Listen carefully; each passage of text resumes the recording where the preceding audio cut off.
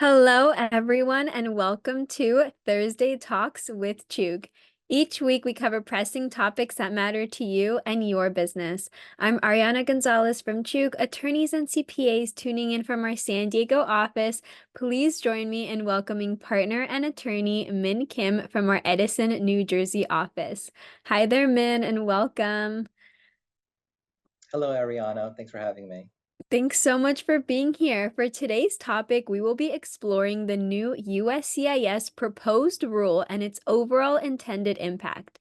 Just a disclaimer for everyone tuning in, this conversation is for informational purposes only. It does not create an attorney-client relationship, so if you have questions, please comment them below or email us anytime at info@chug.com so we can help you out. Now, Min, I know today's topic is of great interest to a lot of our audience, but unless I'm mistaken, it's also somewhat different compared to some of our previous Thursday sessions, as we're going to examine a proposed Department of Homeland Security rule. So essentially something that's not final and not yet implemented, but currently in the works. Is that correct? Yeah, absolutely. That would be correct. All right, Min. So tell us about this proposed DHS rule, and despite it not being currently in effect, why our audience should care about this proposed rule that is on the horizon. Right. Well, I mean, I suppose first off, the rule is called quote modernizing H-1B requirements, providing flexibility in the F1 program, and program improvements affecting other non-immigrant workers. So I know that's that's a mouthful, but the rule is publicly available online. So if the audience happens to be curious about all the details surrounding the rule, they can easily search for it. But it was first published for the general public to review last October. Now, now I know what you're thinking. Why are we talking about a rule that one is currently not in effect, but also two, which was posted publicly nearly 6 months ago? And although there isn't a really good answer to those questions, I suppose it's helpful to know that, well, to no one's great surprise, the federal government does operate really slowly. In part, well, this slow pace is because statutorily, government agencies like Homeland Security and USCIS, they must go through a long, drawn-out process if and when those agencies want to make long-lasting changes to the federal rules that serve as the framework within which those agencies operate and function. Specifically, there's a notice period and a public comment period. The proposed rule goes through different government offices, and only then, after step by step going through this, quote unquote, rulemaking process and surviving all the way to the end, either in its original form or some modified derivative of what it originally looked like, then and only then will the rule finally be posted for publication and effect. And oftentimes the posted and published rule has they even have a built-in delay to allow stakeholders, those U.S. businesses, different population groups to sufficiently prepare for the now finalized rule, almost like an airport runway to allow some lead time for the rules takeoff. That's all really interesting, Min. I can see how stakeholders can benefit from understanding the procedural aspects of such rulemaking. That's because it's a long drawn out process, as you were saying. It can affect the strategies that companies and individuals make on how to best position themselves so that they will gain the most with any kind of rule change. Yeah, yeah, absolutely. That's absolutely true.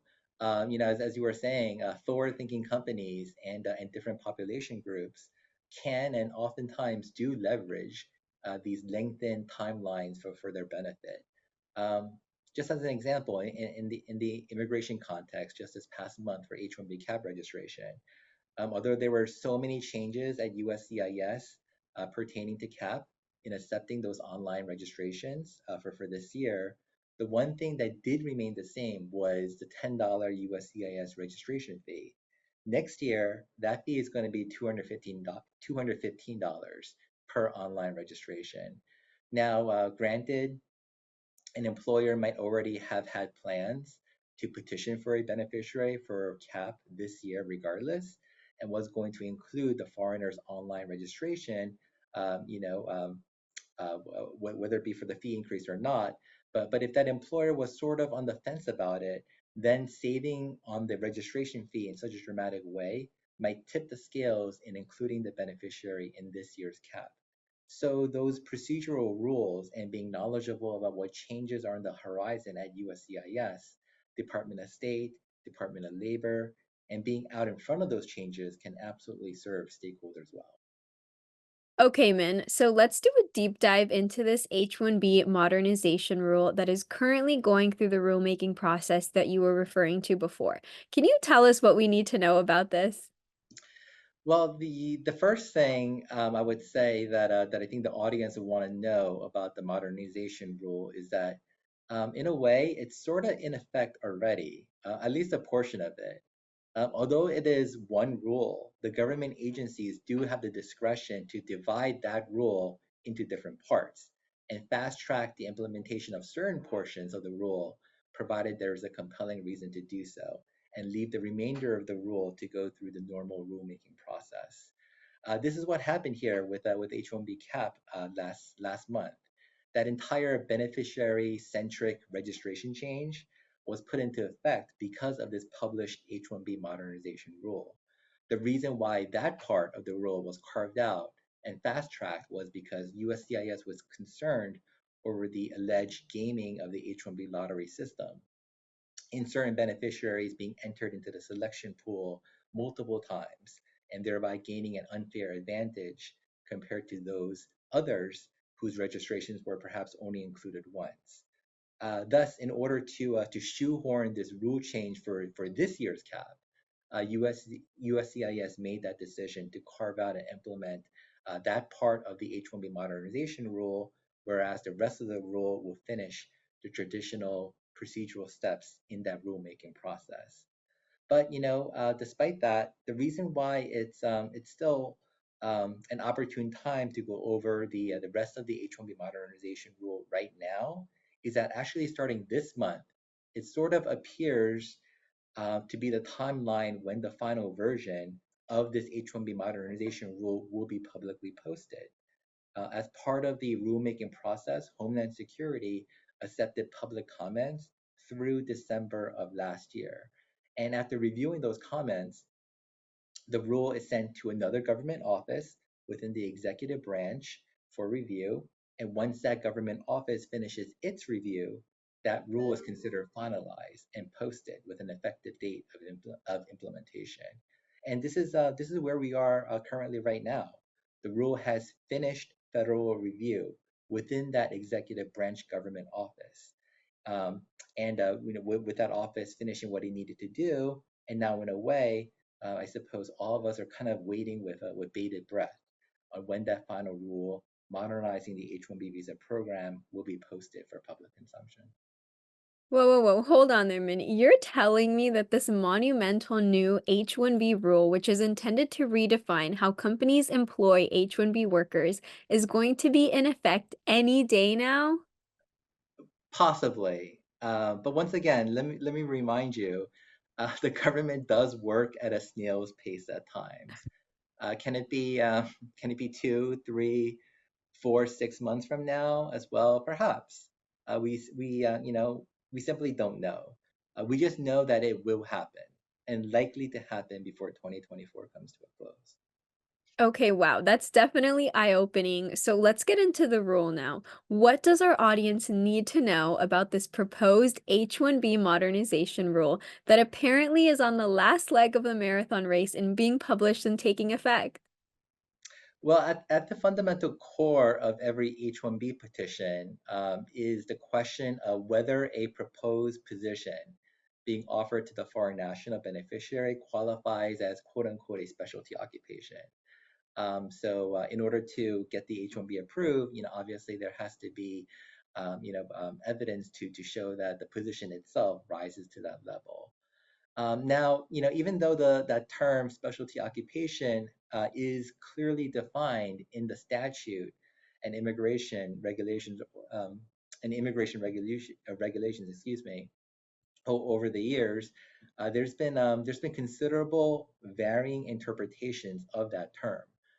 This proposed H-1B modernization rule, it seeks to clarify that just because an occupation being offered to an H-1B beneficiary, just because it does not always require a bachelor's degree, it doesn't mean that it cannot qualify as an H-1B specialty occupation. This clarification in the definition of what occupations qualify for H-1B and which ones do not, I believe is definitely welcomed. At times, USCIS historically was so caught up in that faulty logic that just because an H-1B petitioner cannot prove that the type of position being offered to the foreign worker does not 100% always require a bachelor's degree, that it must not be a specialty occupation for H-1B purposes.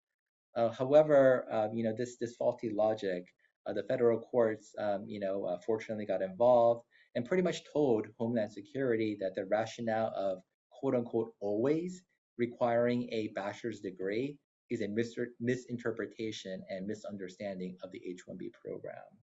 And although it took, many years after these cases were fully resolved, USCIS now is finally close to publishing a rule that provide this clarity in defining what a specialty occupation is, so that an H-1B position does not always have to require a bachelor's degree, so long as those same positions, quote unquote, normally or typically require a bachelor's degree in the general marketplace.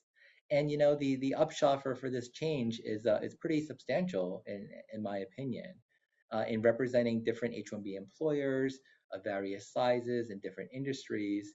I can say that no company is completely immune to receiving a boilerplate request for evidence notice from USCIS, inquiring into how an occupation can be classified as an H-1B role if a small percentage of other employers might not insist on a bachelor's degree as a baseline requirement.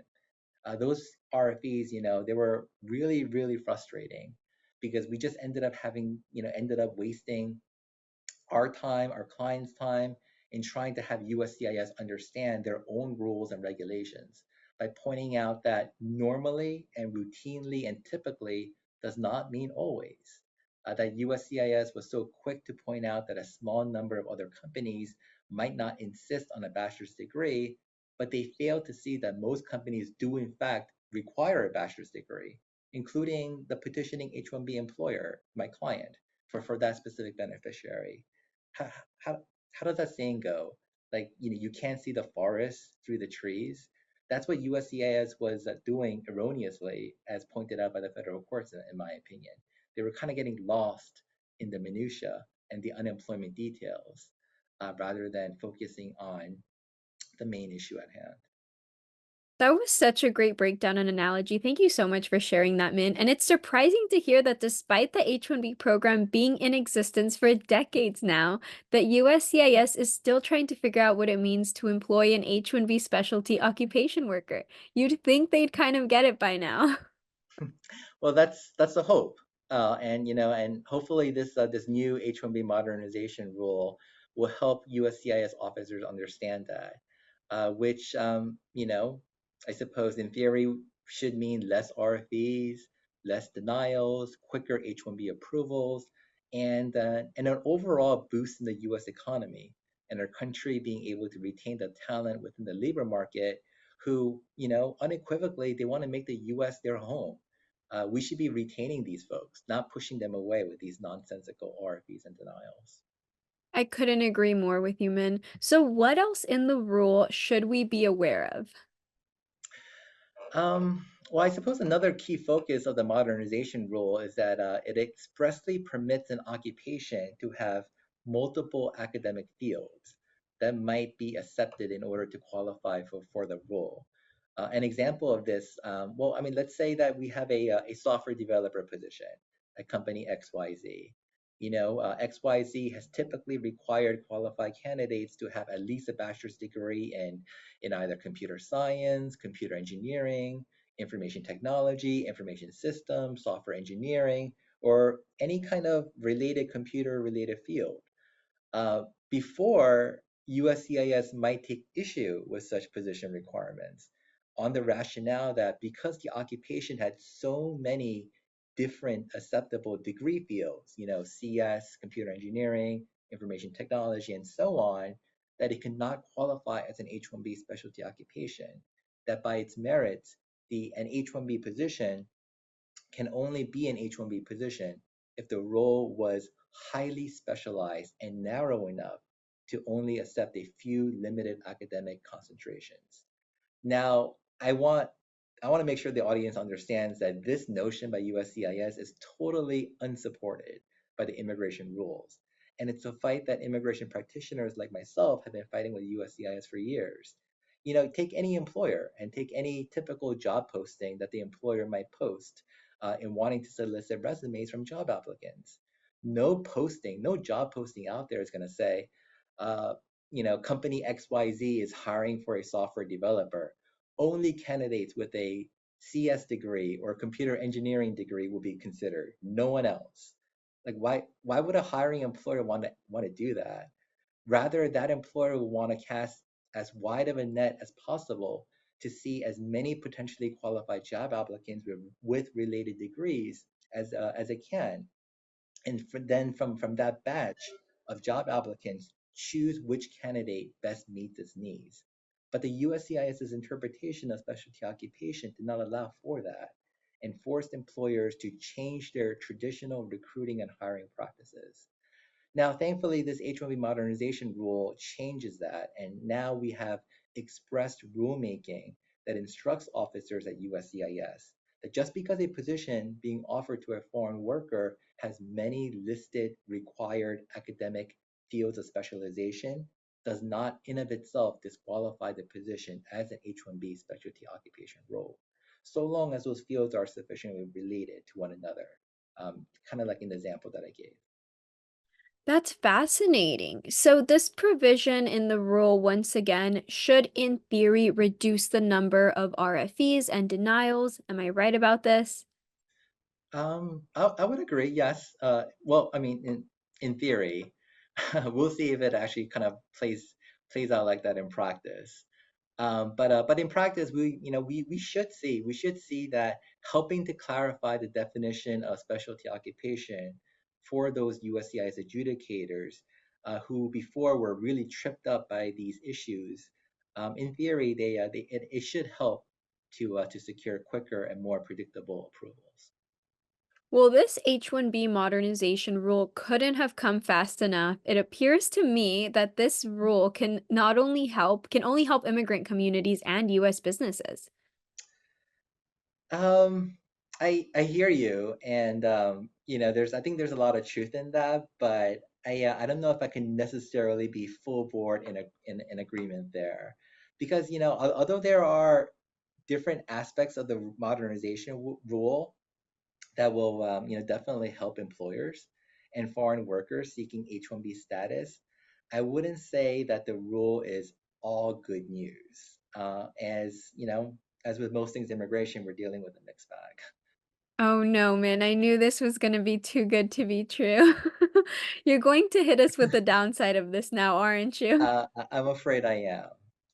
Okay, let's get it over with. What are some issues companies and individuals seeking H-1B employment should be aware of? Well, I mean, circling back to what I touched on before, how many different academic fields are now permissible for an H-1B occupation. But the caveat that the audience should be aware of is that those listed fields within an H-1B petition filing, that those fields must be directly related to the occupation that is being offered.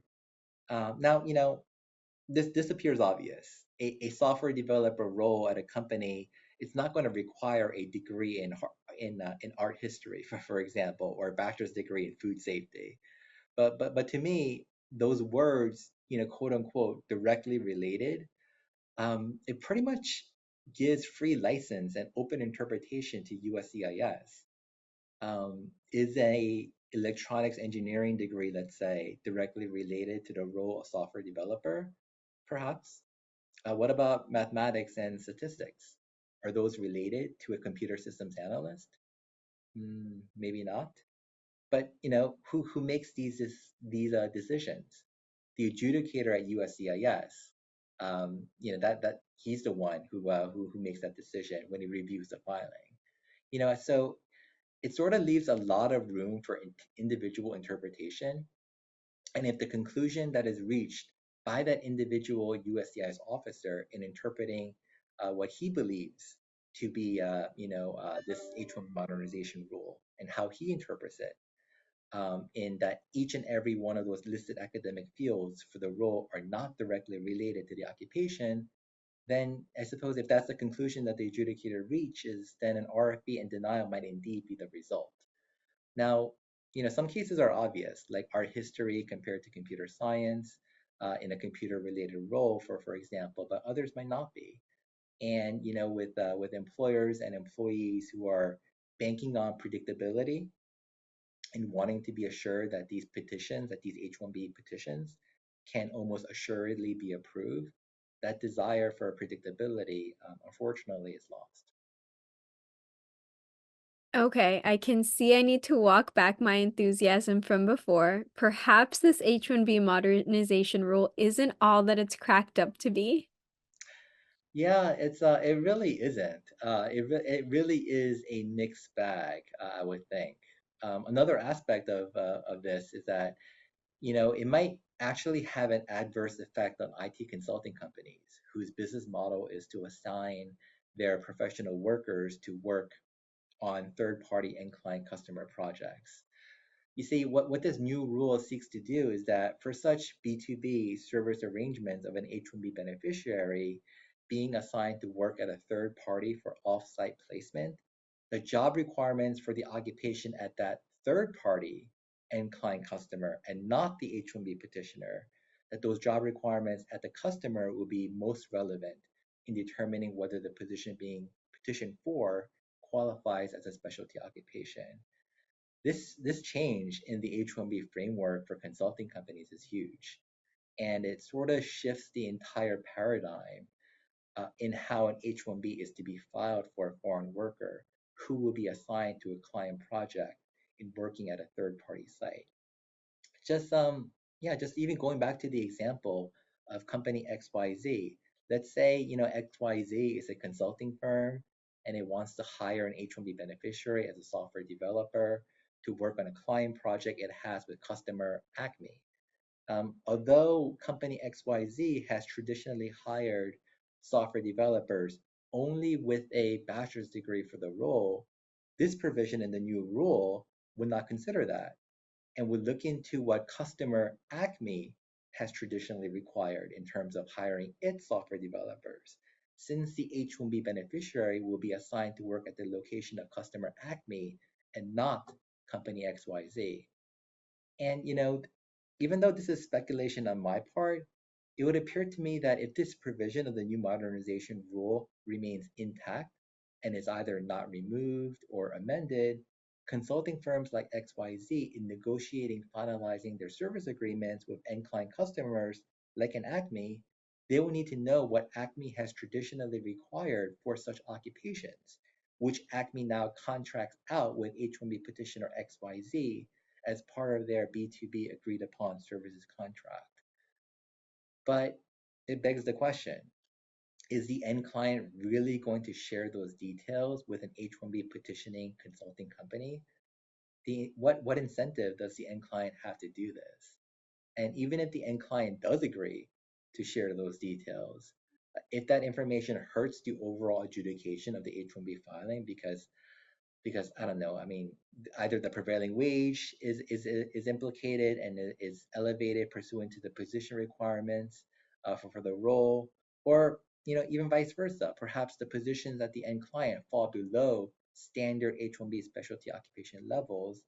That H-1B consulting company unfortunately is stuck because despite it and other companies within its industry historically having only hired qualified H-1B workers with a bachelor's degree credentials, um, unfortunately, that factor would no longer apply because the end client requirements would be considered. So in a way, the H-1B modernization rule pretty much turns the entire H-1B visa program on its head for those businesses in the consulting industry whose business model is to assign their employees to these client engagements to work on those professional projects. You know, that really troubles me, Min, and it's kind of confusing. Why are consulting firms being singled out like that? Isn't that discriminatory on the part of USCIS for those kinds of employees who otherwise might meet every single prong of the H-1B worker definition, that they are nevertheless not considered H-1B specialty occupation workers because it's not in their employer's job requirements that matter, but in fact, it's the end client whose project they're working on which matters? It's upsetting to hear that such companies are being singled out like that. Hmm. Yeah, I'm with you. It's definitely a controversial issue, and probably the aspect of the new rule that might be the most challenged to remain in effect. Can those consulting firms file a lawsuit to challenge the modernization rule as it applies to them? Certainly.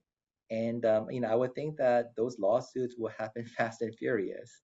But as of now, this is what the proposed rule outlines. Okay, let's move on as I'm sure there are other portions of the rule beyond the definition of specialty occupation that we need to get to. Is that right? Yes, yes, absolutely.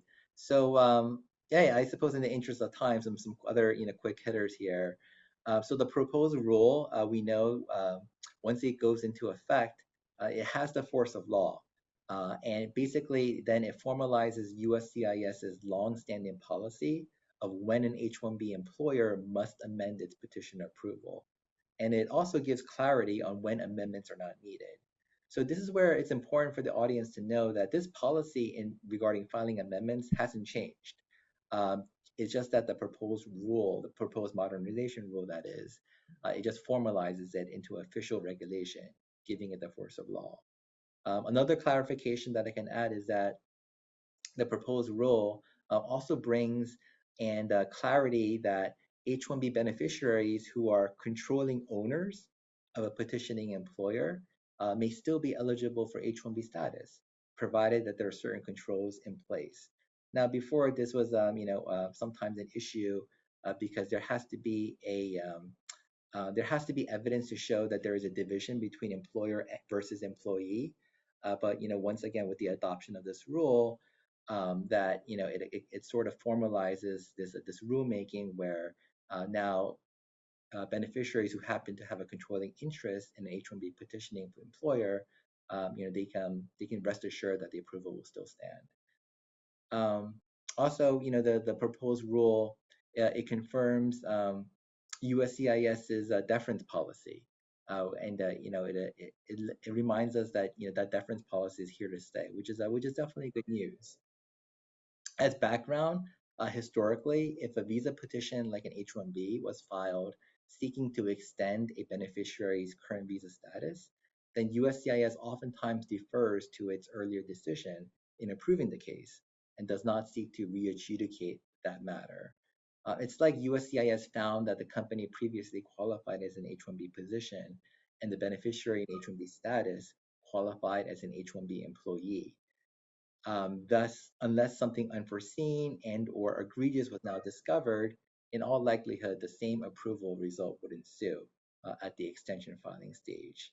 Now, this deference policy during the Trump administration, unsurprisingly, was highly scrutinized, and USCIS was on record in saying that they were not controlled by earlier agency decisions granting approvals. The reason why formalizing this deference policy now officially as part of this rule is so critical is that once a government policy like this, giving deference to earlier decisions, is formalized into a regulation, it makes it so much harder for a new administration, a new president, to say otherwise as a new regulation becomes law.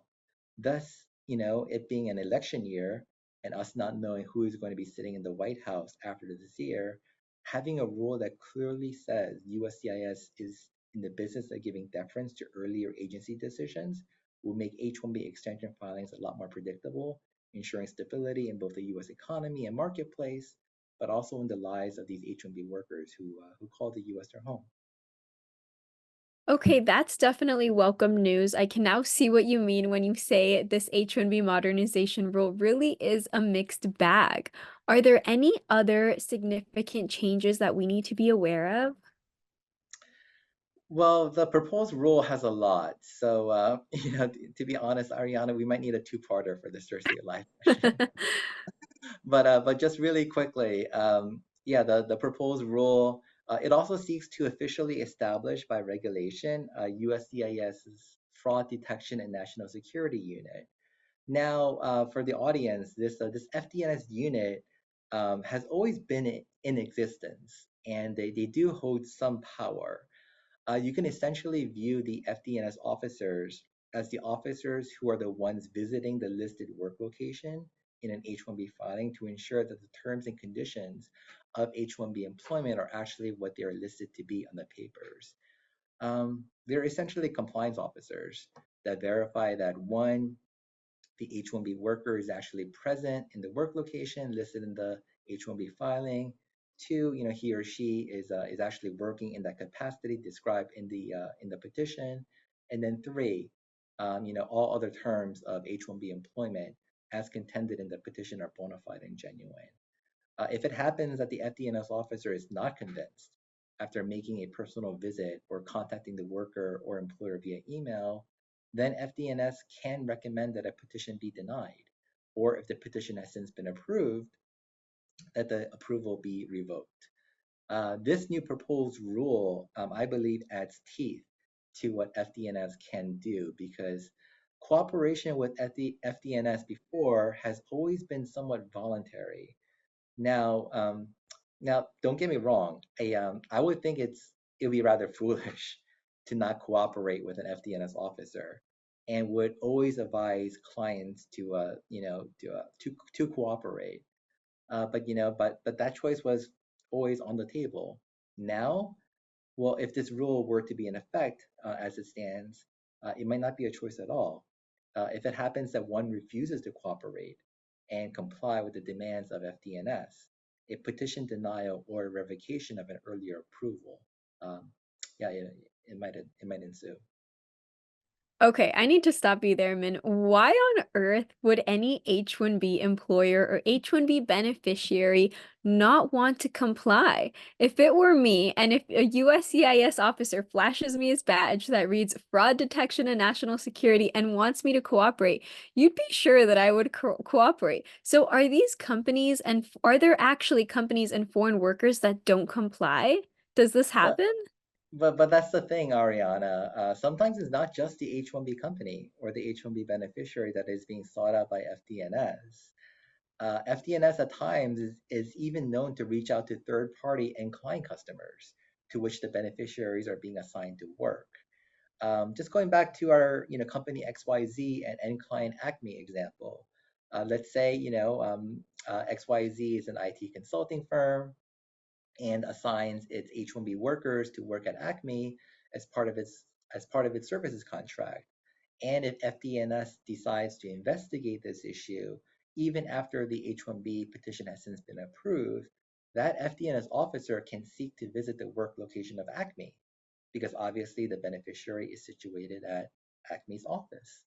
FDNS can even seek to perhaps even speak with Acme employees, Acme supervisors who might work alongside our H-1B beneficiary and further investigate what this H-1B occupation at Acme entails. Um, but despite that, all this it sort of begs the question: will Acme even allow the FDNS officer to enter its business premises? What incentive does Acme have? It's not the H-1B petitioner, and the beneficiary whose H-1B approval is now on the line. That beneficiary is not its employee. Why would Acme agree to have a federal government officer visit, poke, probe through its facility? And if Acme concludes that the risk is definitely not worth it, what does the proposed rule now authorize the FDNS officer to do? Let me take a guess on that one. Do they revoke the earlier approval? Yep, yep.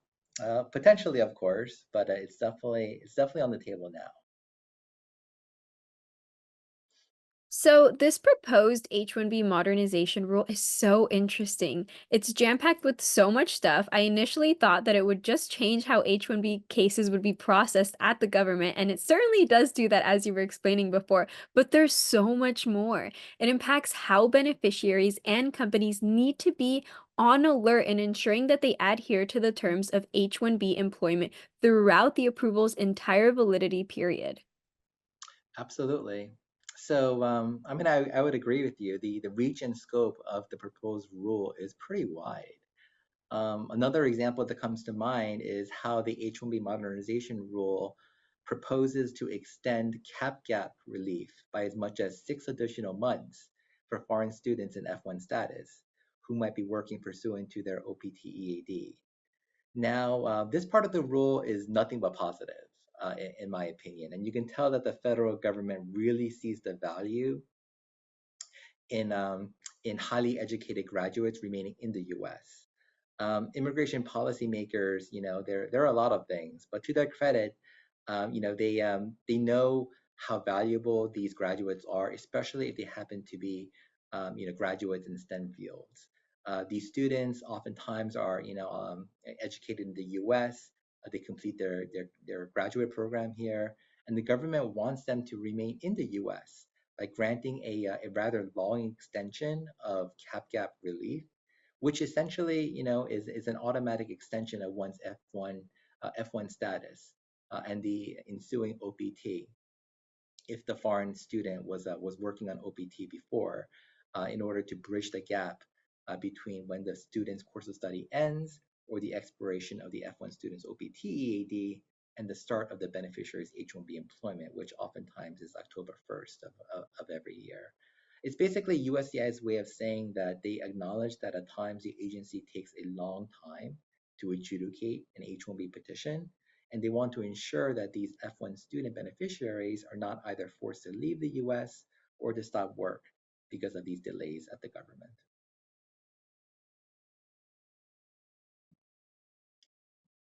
Well, that's certainly a bit of good news, and perhaps we can wrap up there since I see that we are a little over time, but that's okay. This is an important topic, and I feel like today's talk was rich with content. But let me guess that we only covered a fraction of what this new rule proposes. Am I right, Min? That would be correct. We didn't even get to the parts of the rule that speak to itinerary requirements, or thankfully now the lack thereof, changes to qualifying as an H-1B cap exempt employer, and how USCIS will extend the petition validity if there are certain delays in adjudication, which artificially shorten that validity period. And there's so much more to that. As I said, a two-parter might indeed be needed if and when the rule is published and goes into effect. We will definitely hold you to that, Min. Thank you again for joining us. If you are watching this and want to see a part two, comment below so that we know you're interested and we can make a part two for you.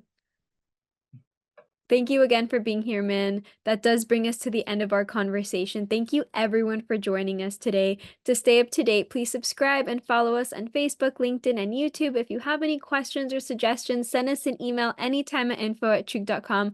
We would love to help you out. Let us know what topic you want to see next, and make sure to join us back here next week for more pressing topics that truly matter to you and your business.